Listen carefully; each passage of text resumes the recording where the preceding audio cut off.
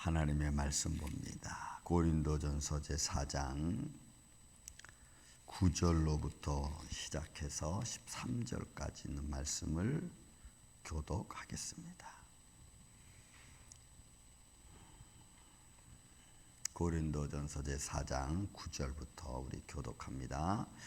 내가 생각하건대 하나님이 사도인 우리를 죽이기로 작정된 자같이 끄트머리에 두셨음에 우리는 세계 곧 천사와 사람에게 구경거리가 되었노라.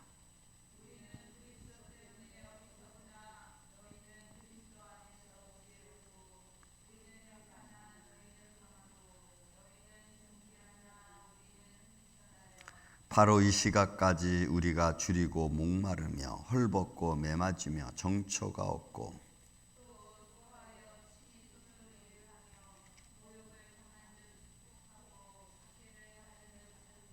비방을 받은 즉 권면하니 우리가 지금까지 세상의 더러운 것과 만물의 찌꺼기 같이 되었도다. 아멘. 자, 우리 바울이 지난 시간에 이어서 바울이 고린도 교회 성도들에게 너희들은 이미 다 모든 걸 가졌다. 그리고 그 가진 것은 너희 안에 있어서 풍족하다라고 6절부터 시작해서 8절까지 이야기를 하고 있습니다. 그렇지만 너희가 하나님의 말씀, 그 말씀 밖으로 넘어가지 말라라고 말하고 있습니다. 자, 너희가 하나님의 모든 것 가진 것이 풍족하고 넉넉하고 그 다음에 부족한 것이 없이 너희가 받았는데도 불구하고 너희가 하나님 말씀 밖으로 나가서 너희가 사사로운 것들로 인하여 너희들이 서로 나누고 또 분노하고 때로는 당을 짓는 거 그거 옳지 않다. 그것에 비하여 우리는 어떠하냐. 그러면서 자기들의 현재적인 상황을 좀 역설적인 표현을 통해서 하나님 앞에 자신들의 모습과 복음 전도자들의 모습과 또 자기의 상황을 이야기하는 것을 우리가 볼 수가 있습니다. 자, 그 역설적인 표현을 좀 보겠습니다. 내가 생각하건대 하나님의 사도인 우리를 죽이기로 작전된 자같이 끄트머리에 두셨음에, 여러분 이 의미는 지금 복음을 전하는 바울과 그의 무리들의 상황을 말하고 있는 겁니다. 복음 전하는 자기들은 마치 이 세상 마지막 종말 끝에 와 있는 것처럼 많은 어려움 속에 있다는 것을 이런 식으로 역설을 표현하는 거예요. 그리고 또 이 의미 속에는 마지막 때인 것을 말하고 있고 또 이 마지막 때에 하나님 복음의 말씀이 어떻게 전파되어지고 누가 그 말씀을 전하고 있는지 거기에 우리라고 하는 자기 전도자들의 모습을 지금 대신하고 있는 거예요. 여러분, 저는 이렇게 세상을 지금 이렇게 보면서 아침에는 목회자로서 이렇게 딱 서서 보고 또 점심때는 이런저런 일을 하러 다니면서 세상을 이렇게 봅니다. 그러면 두 가지가 눈에 들어와요. 교회의 모습과 복음을 전하면서 복음 안에 있는 우리, 그리고 복음 밖에서 살아가고 있는 세상 사람들의 삶의 원리들이 눈에 이렇게 들어옵니다. 들어오면 그 상황 속에서 내가 이렇게 제 3자 입장이 돼가지고 이렇게 한번 바라봐요. 지금 이런 시대적인 상황 속에서 복음의 역할이 무엇이고 얼마큼 믿음을 향해서 사람들은 가고 있는가 하면요, 정말 안타깝게도 복음을 향하여 또 이렇게 세상이 발전하고 또 부흥하고 가는 데 있어서 복음을 위해 수고하고 애쓰는 것 세상에는 전혀 없습니다. 세상은 자기 욕망대로 자기의 감정대로 할 말 아는 말 다 하고 자기 원하는 대로 다 움직여가요. 조금이라도 자기한테 해로운 것이 생기면은 그냥 물불을 가리지 않고 막 죽일 듯이 달려드는 것도 비일비재입니다. 그런 세상을 바라보면서 저들에게 하나님의 말씀이 살아있나? 하나님의 말씀을 전파하면 그 말씀이 저들에 가서 열매를 맺을까? 이런 근심도 제가 생겨요. 어떻게 보면 참 어려운 시대가 아닌가 싶어요. 그런 마지막 때의 모습이에요. 바울은 그런 복음을 전하는 자기들의 모습을 이렇게 표현하는 거예요. 이 마지막 때 끄트머리에 두셨음에 우리는 세계 곧 천사와 사람들에게 구경거리가 되었도다. 여러분, 그건 영적인 겁니다. 영적인 것에도 그렇고 사람 앞에도 그렇고 자기들의 모습이 너무너무 초라한 거예요. 세상이 호화찬란한, 세상이 좋은 것들로 뒤범벅이 된 이 세상 앞에 너무 내 자신은 초라하게 보일 수밖에 없는 이런 현실의 모습. 저는 가끔 그런 걸 느낍니다. 세상에 나가서 그런 환경을 쫙 접하다 보면 정말 어떻게 보면 복음을 가진 내가 오히려 당당하고 더 든든해야 되는데 세상 앞에 너무 초라하게 보일 때가 있어요. 막 좋은 것을 추구하고 영광스럽고 막 찬란한 것들을 막 추구해 나가는 그들 앞에 그런 것들은 다 쓸모없는 거다 이렇게 말하는 것이 그들의 말에는, 그들의 귀에는 너무나 하찮게 들릴 거예요. 바울이 지금 어떻게 보면은 그런 역설적인 표현을 하는 겁니다. 그들은 많은 걸 가졌습니다. 지식도 가졌고 지혜도 가졌고 환경도 가졌고 또 이성도 가졌고 또 하나님 아는 은사도 가졌고 모든 게 풍족해요. 그런 것에 비하여 자기들의 모습은 가진 것이라고는 영적인 것밖에 없는 거예요. 그래서 사람들 앞에 너무 초라하게 보이는 자기들의 모습을 역설적으로 지금 하고 있는 겁니다. 봐라, 우리는 가진 게 없는데 너희는 너무나 많이 가졌지 않았느냐. 또 우리는 그리스도 때문에 어리석으나 너희는 그리스도 안에서 지혜롭고. 보세요. 복음을 전하면서 당하는 그들의 고통에 바울과 그의 일행들이 있죠. 그러나 그들은 복음을 가짐으로 풍족함을 누리고 복음을 들음으로 자기들의 삶의 문제가 해결되어지고 복음에서 주시는 복음이 가지고 있는 축복을 그들이 누리고 있잖아요. 그걸 지금 상대적으로 바울이 이야기를 하고 있는 거예요. 저는 여러분들이 복음을 가지면서 축복을 누리고 평안을 누리시기를 저 예수님의 이름으로 축원을 드립니다. 여러분, 그래야 우리는 세상이 뒤범벅이 된 세상 속에서 우리가 그나마 믿음으로 살아갈 수가 있어요. 자, 그리스도 안에 지혜롭고 우리는 약하나 너희는 강하고 너희는 존귀하나 우리는 비천하고. 사람들 앞에 보여지는 바울과 그의 일행들입니다.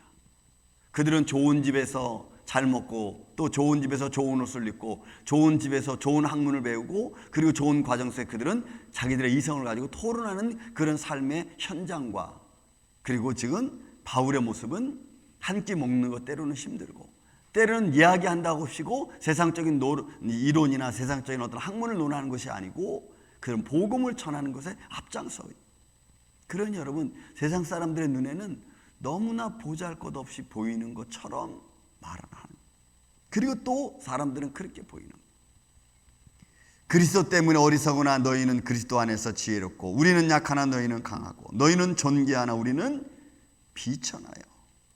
바로 이 시각까지 우리가 줄이고 목마르며 헐벗고 매맞으며 정처가 없고. 복음을 들고 어디로 가야 될지 모르겠어요. 복음을 들고.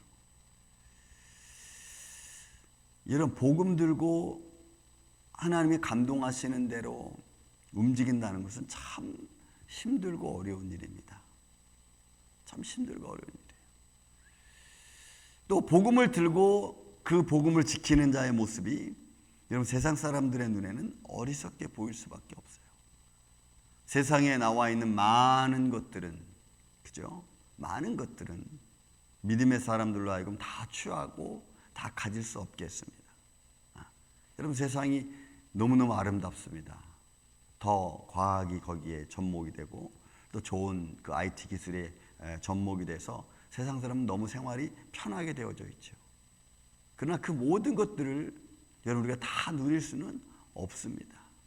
제가 가만히 보니까 세상에 많은 것을 누리려고 하면 영적으로 믿음으로 약해지는 것 같고 믿음으로 강하고 담대해지려고 하면 세상과 멀어지는 것 같아. 이게 참 묘해요. 그래서 저는 가끔 그런 생각을 해요. 이게 세상이 이렇구나. 세상 것을, 많은 것을 보고 많은 것을 즐기려고 하고 세상에 들어가 있는 내 모습을 볼 때는 믿음이 너무 작아 보여. 그러나 믿음 안에 있고 말씀 안에 있고 기도 안에 있고 막 이러다 보면 믿음으로 영적으로 너무너무 큰데 세상에서는 너무 부자할 것이 없어. 지금 바울은 이런 역설적인 표현을 하고 있는 거예요. 또 수고하여 친히 손으로 일을 하며. 바울은 친히 일을 했죠. 그리고 또 본문 말씀처럼 모욕을 당한 즉 축복하고 박해를 받은 즉 참고. 여러분, 이거는 참 어려운 일이에요. 감정적으로 어려운 일이에요. 많은 사람들 앞에서 창피를 당하고 많은 사람들 앞에서 무안함을 당하고 이러면은 그 상황에서 내가 나를 그렇게 무안 주고 창피해 주는 그 사람을 위하여 우리가 좋은 말 할 수 있는 그런 상황이 벌어지지 않아요. 내 감정은 그런 것을 용납하고 그것을 묻고 좋은 말로 그런 것들을 다독일 수 있는 그런 넉넉한 감정이 우리는 잘 안 되죠. 여러분, 잘 안 되는 거예요. 그러나 복음을 전하는 지금 바울은 그런 모습을 가지고 있다는 거예요. 모욕을 당한 즉 축복하고 박해를 받은 즉 참고 비방을 받은 즉 권면하니 우리가 지금까지 세상의 더러운 것과 만물의 찌꺼기 같이 되었도다. 어떤 사람들은 그렇게 모욕을 당하고 참고 또 박해를 받아도 견디고 이런 것들을 바라보면 에휴, 저 못난 사람. 여러분, 이렇게 사람들이 할 수도 있어요. 그럴 때 여러분, 우리는 그런 세상 사람들 눈앞에 무엇으로 우리가 설 수 있겠습니까? 세상 사람들의 눈앞에는 설 수 있는 방법이 없어요. 사람들이 저는 안 그렇습니다. 어디 가서 조금 실수한 것 때문에 그 실수한 것 때문에 막 사람들의 언짢은 말을 들을 수가 있어요. 상상 위의 말들을 막 들을 수가 있어요. 여러분, 그럴 때는 이거 별거 아닌 거 가지고 사람이 그렇게까지 얘기하나? 이렇게 말할 수도 있어요. 그렇잖아요. 그런데 미안합니다. 이렇게 넘어가기가 여러분 참 힘들고 어려운 거예요. 그러니 사람들이 그런 모습 보면 더 자기들이 당당하고 더 잘난 줄 알고 우스거리고 그런 거 보고 그냥 지나가고. 왜요? 다른 것 없어요. 예수님의 영광을 가릴까 봐. 어디서든지 어떤 상황에서든지 누가 나를 알지 모르잖아요. 하나님의 영광을 가릴까 봐. 그죠? 그거밖에는 없어요. 제가 한국에 벌써 한참 전에 2000년도 초에 저는 지금도 참 한편으로는 무섭고 한편으로는 두렵고 저는 비행기 안에서 저를 알아보는 사람이 있었어요. 근데 깜짝 놀랐어요. 정말 놀랐어요. 내가 알지 못하는 사람이 나를 알아보고 목사님이시죠? 라고 말하는 말에 진짜 기절할 뻔했어요. 거기서 느낀 게 뭐냐면 내가 알지 못하는 사람들이 나를 보고 있고 내가 알지 못하는 사람들이 나를 알고 있구나. 그래서 믿음의 사람은 그런 것 때문에 하나님의 영광을 가릴까 봐, 말씀을 약하게 만들까 봐, 그것 때문에 우리가 참고 견디고 때로는 권면하고 지혜롭게 행하는 거죠. 하나님의 영광을 가릴까 봐. 여러분, 오늘도 우리의 삶 속에서 이 바울의 역설적인 표현들, 너희는 모든 걸 다 가지지 않았느냐. 그리스도 예수 안에서 하나님이 너에게 다 지혜도 주시고 환경도 주시고 여건도 주시고, 그러나 우리는 지금도 그런 여건이 환경이 주어지지 못했다. 그냥 정처 없이 하나님의 복음을 들고 다니면서 이런저런 일을 당하고 있는 우리와 너희를 비교해 보면서 바울이 지금 고린도 교회를 어떻게 보면 은근히 그들을 부추겨 주는 거죠. 세워주는 거죠. 그런 좋은 환경이 있으니까 너희가 다투지 말고, 또 이런 좋은 하나님의 지혜와 은혜를 받았으니까 너희를 서로 섬겨주고, 이렇게 역설적인 표현으로 지금 바울이 권면하고 있는 거예요. 그런 것처럼 오늘도 우리 삶 속에 우리가 알지 못하는 곳에서 우리를 향해서 보고 있는 눈들이 있는 걸 우리가 기억하고, 우리가 믿음의 모습을 잃지 않고 그리스도인의 모습을 항상 어디선지 그 향기를 드러낼 수 있는 오늘 이 아침에 저와 여러분이 되시기를 예수님의 이름으로 축원을 드립니다.